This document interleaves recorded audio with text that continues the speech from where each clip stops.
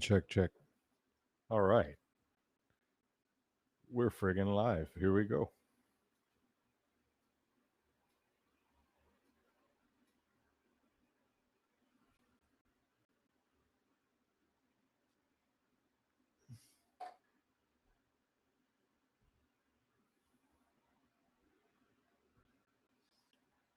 Hey, what's up, ladies and gentlemen?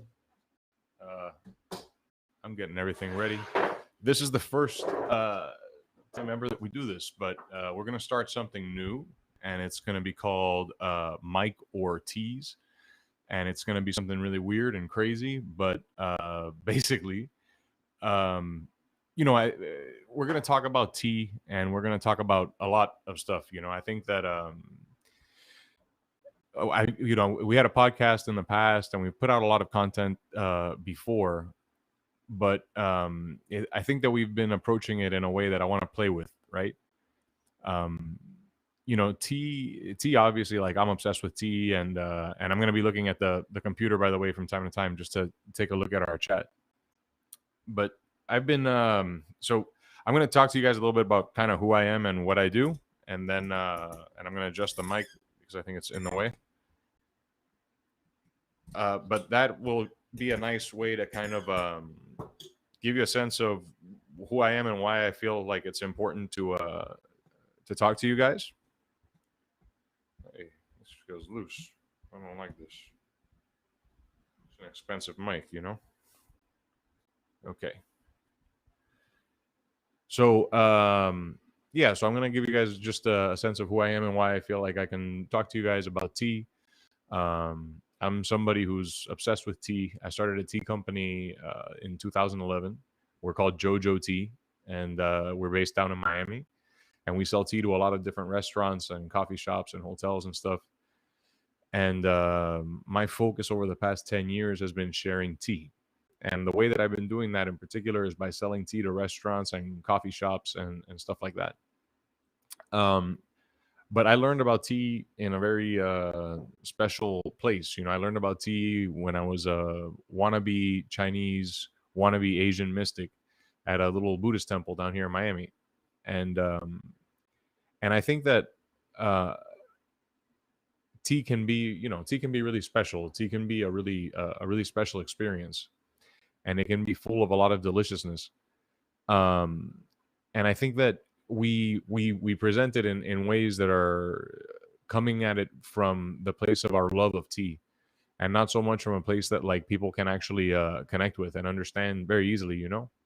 So my goal in putting out this kind of stuff is I just want to make it uh, a little bit more accessible. I want to talk about tea with you guys, but then I also want to give myself the freedom and permission to talk about whatever comes up. I think that tea is like there are right now millions of teacups that are sitting on tables across the US and across the world that are forgotten, that are so tea is not that big a deal. And I don't want to paint it to be this like holy sacred medicine. Like tea is just as sacred as it is trivial and whatever. So I think that it'd be a fun way for us to connect, for me to kind of invite you into my life a little bit. I'm going to be brewing some tea. Today, I want to brew some Oriental Beauty. And I'm going to talk to you about the brewing process. And then I'm also going to talk to you about the flavor profile. And I'm also going to, talk about whatever might come up. I brought an article along that I might want to go through depending on how time looks. I only want to do about an hour. We'll see.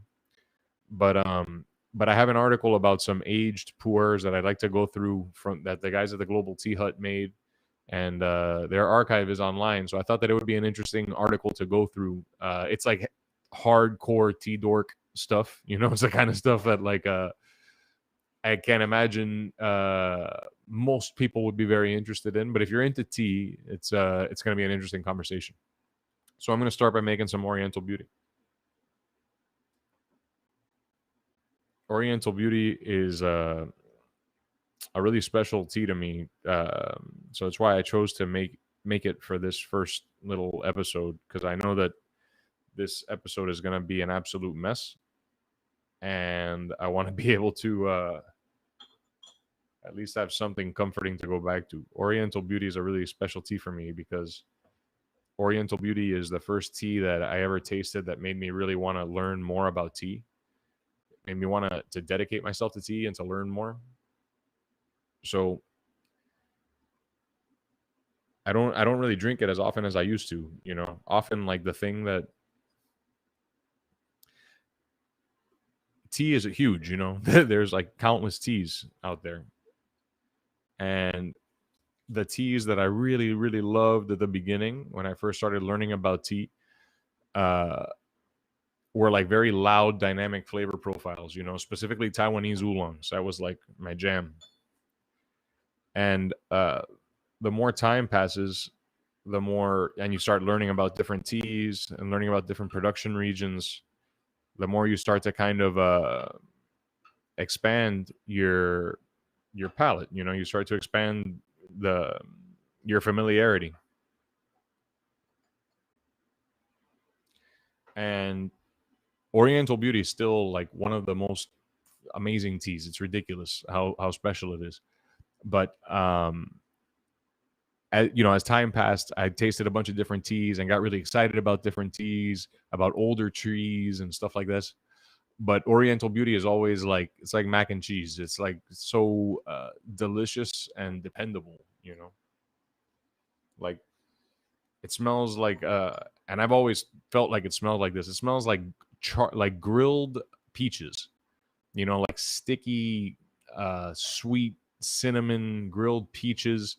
That's the aroma that you get. And one quick note, like a tea brewing trick, is whenever you're brewing tea, first fill up your pot with really hot water, then pour the pot out, and then put your tea in and close the pot, and you'll get a lot more aromatics out of the tea. You know. Then I'm gonna give it a quick rinse.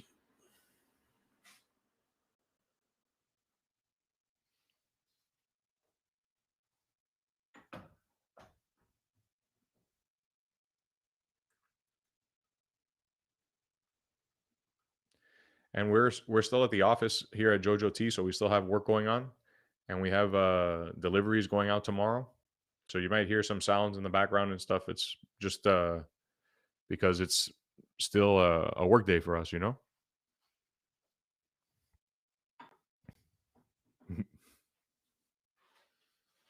Cindy, do you want some tea? You sure? All right, all right. Yeah. So on Mondays, what we do is like Mondays are the days that we receive all the emails from our orders, and we wait and see who's ordered tea for the week and who needs product. You know, like I say, we work with over 300 accounts right now, which is crazy. But COVID has really slowed everything down, of course, you know. So it's been obviously such a crazy year for everybody. Um, but it's an interesting time now that the restaurants, at least in Miami, you know, Miami is like crazy, and people just pretend that there's no COVID. But the restaurants are opening and the restaurants are starting to move tea again, you know. So I can't complain about that, but it's also kind of scary because you know the dining rooms are full. Hey, see you, Cindy. Thank you. All right.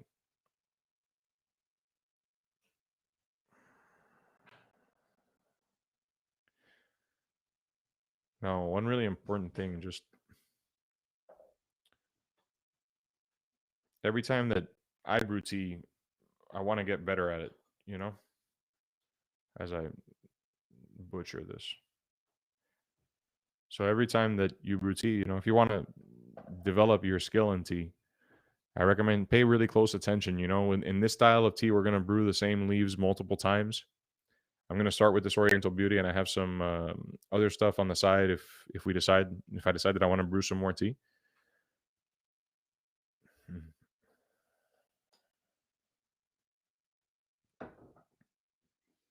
Yeah, I forgot where I was going with that.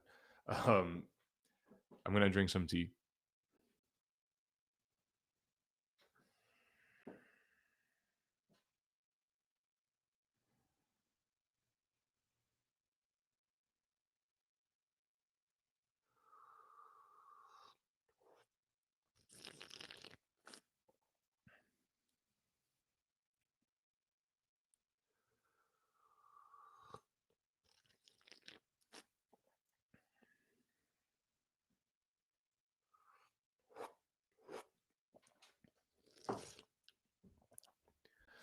So, of course, like I have a software here. I can see if you guys, if anybody watching has any questions or anything, or goes into any, you can feel free to put stuff into your chat, and I'll see it. And thank you guys so much for tuning in. Whoever you are out there, much love. I appreciate you guys taking the time. Um, so this first brew, like, let's talk about tea brewing a little bit, because this is something that is as simple and trivial as tea. It can also have worlds behind it. I don't want to get too like lost in the mysticism or whatever of tea brewing, but I do want to talk about it because I think that like the here's like the way that I was taught to brew tea. Okay, I was taught to brew tea by using small clay pots like this, ideally Yixing clay. This one in particular is not Yixing clay. I got this one in a temple or in a tea shop in Chongqing in Sichuan, and it's not Yixing clay. But at any rate, um, the way that I was taught was by this Taiwanese teacher, and she taught me to take your tea and then take your pot and put your tea in until it's about 1/3 full, right? Some teas are like really, really tightly wound up. If you see like some Taiwanese oolongs, you'll notice that they look like balls, they're like tight. So those teas, when you brew them, they're gonna open up a lot and they get super fluffy. So then for those, you might want to just cover the bottom. Maybe only fill it up like 1/5. But then for teas that are already fluffy, and then when you brew them, they're not really going to expand too much more. Those you can fill it up like 1/3, right? So whenever you're brewing tea, I encourage you guys to kind of think about it, right? Look at your tea. Like, don't use no scales. Don't use no 1 tablespoon. Kind of eyeball it out, because the more you do that, the more you're going to learn how to mess with tea and how to play with tea. And if you need a scale and a thermometer and a stopwatch and a timer and a book and a pen and a pad to make a fucking cup of tea, it's you've already lost. It's like that's not skill. That's just science. And tea is just as much art as it is science, right? So we can't lose the art in the name of science, and we can't lose the science in the name of art.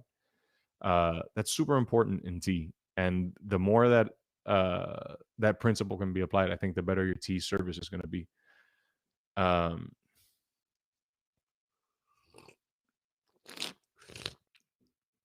so because that's like a lot of tea, right? I'm going to show you this pot. Oh, that's not good. The light doesn't work. Anyway, I'm learning. It's the first time. So because it's like a lot of tea and a little bit of water, the way that I was taught, and some people really don't like this, but it's the way that I was taught, so it's the only way I know, is to count your breaths, right? So when you pour your boiling water onto the pot, or you'll let it sit for 5 breaths. That's what I was taught for the first brew. Okay, I've been brewing tea, by the way, for about 12 years in Gong Fu style, and I got really lucky and won the first ever North American Tea Masters Cup. Uh, so I can talk a little bit about brewing tea. I'm obviously not no Chinese saint on the side of a mountain, but I could talk a little bit about Gong Fu tea brewing. And this, a lot of people view the counting of the breath as a reduction or an oversimplification of what Gong Fu brewing and what tea brewing can be. And I think that that's fine, that's fair. But I think that we need form in order to arrive at a place of formlessness, So when I started brewing tea in this way, I counted my breaths for every single pot of tea for like 7 years, and I brewed tea every day, at least once a day. I mean, since then. So one day, when I like maybe after 5 or 6 years or 7 years of brewing Gong Fu tea every day, I just noticed that I had stopped counting my breaths and that the tea still tasted really good. And I didn't start counting my breaths until the tea was like maybe on its like 15th brew, and I knew that I was letting it ride, and I wanted to give it like 25 breaths to really extract the last bit of juice of something aged. Um,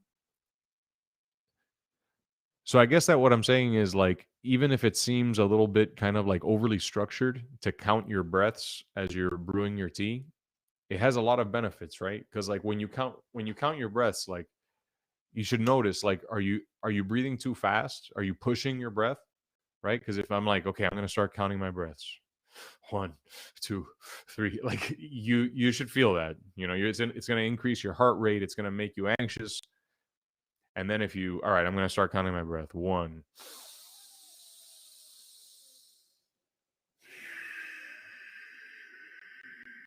and you go full yogi and you take breaths for 16 hours each. It's like at that point you're kind of just it's more of a breath exercise than a brewing of tea. So part of what you're doing is exploring like what's your most relaxed breath, right? And you're also getting your body ready to drink the tea. So if you're doing 5 breaths, I'm gonna demonstrate with my hand, right? I'm going like this when I inhale, and then I'm going like this when I exhale. Okay. This is the pace at which I would be brewing the tea. Ready? Start counting as soon as the water hits on your exhale. One,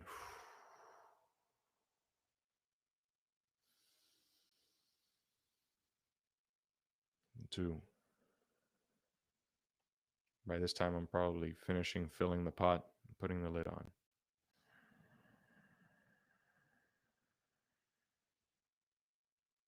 3. By this time, the lid is on and I'm heating the pot from the outside to make sure that I get a nice consistent temperature.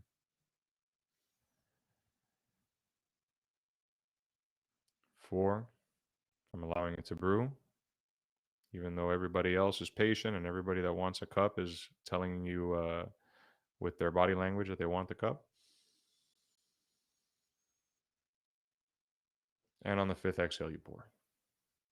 So, like, if you're pouring tea for people, it's really important that you kind of like practice pouring tea by yourself, because you'll also notice that like if I'm by myself and I'm counting my breaths and I'm pouring tea, and then some friends come over and they know me and they know the steps of the tea ceremony, right?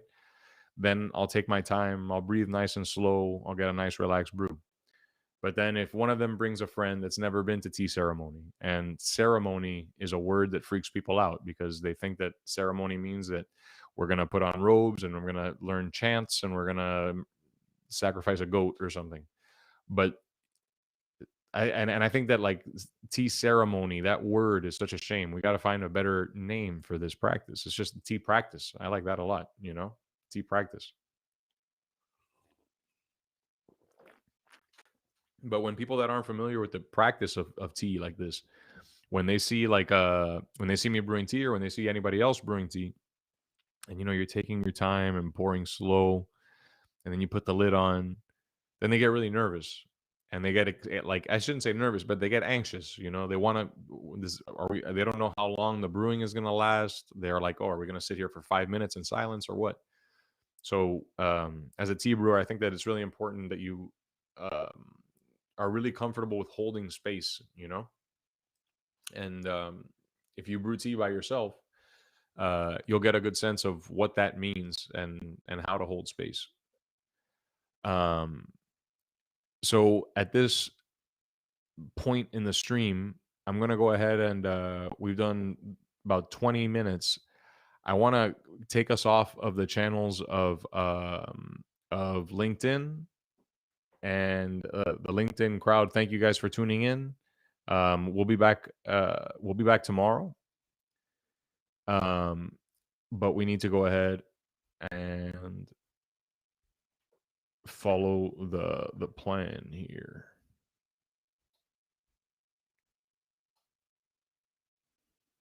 All right.